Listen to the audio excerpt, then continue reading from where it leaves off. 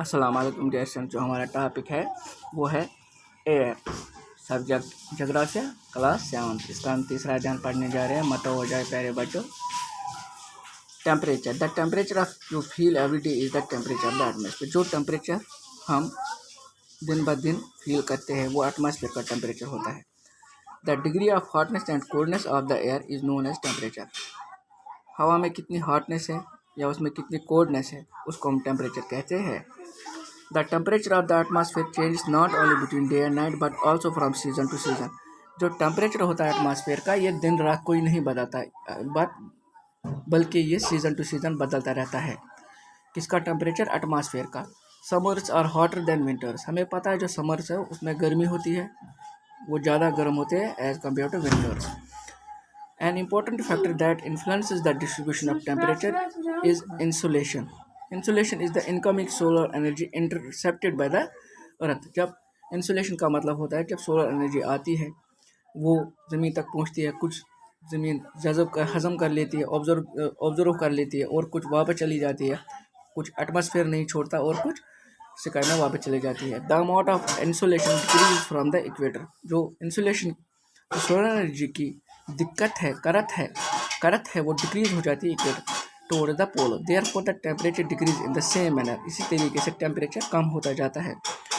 Now do you understand why poles are covered with snow. अब आप शायद समझ गए होंगे जो पोल्स है जैसे नॉर्थ पोल साउथ पोल वो बर्फ़ से क्यों ढके होते हैं।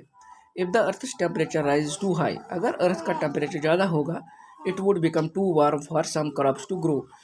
अगर टेम्परेचर ज़्यादा हो गया तो कुछ क्रॉप्स ऐसे हैं जो ग्रो नहीं करेंगे, वो उगेंगे नहीं, वो जल जाएंगे क्योंकि टेम्परेचर ज़्यादा होने के कारण वो उसको सर्वाइव नहीं कर पाएंगे उस गर्मी को। Temperature in cities is much higher than that of villages.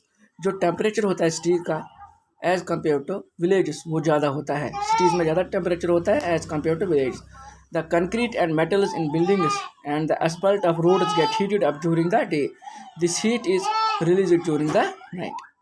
Also, the crowded high-rise buildings of cities trap the warm air and thus raise the temperature of the cities. और आपको पता है शहर में ट्रैफिक भी बहुत होता है, वहाँ जो फ्यूम्स वगैरह बर्निंग ऑफ फॉसिल फ्यूल्स होते हैं, फ्यूम्स होते हैं, ट्रैफिक का पोल्यूशन होता है, धुआं होता है, ये हवा के साथ मिल जाता है और इससे ज़्यादा गर्मी हो जाती है। इससे कार्बन डाइऑक्साइड की शिद्दत बढ़ जाती है और गर्मी हो जाती है।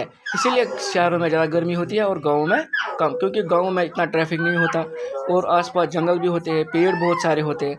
तो जो पेड़ होते हैं वो इस फ्यूम्स को, इस पोल्यूशन को हज़म कर लेते हैं, पी लेते हैं, तो जिससे गर्मी गाँव में कम होती है एज़ कम्पेयर टू सिटीज़।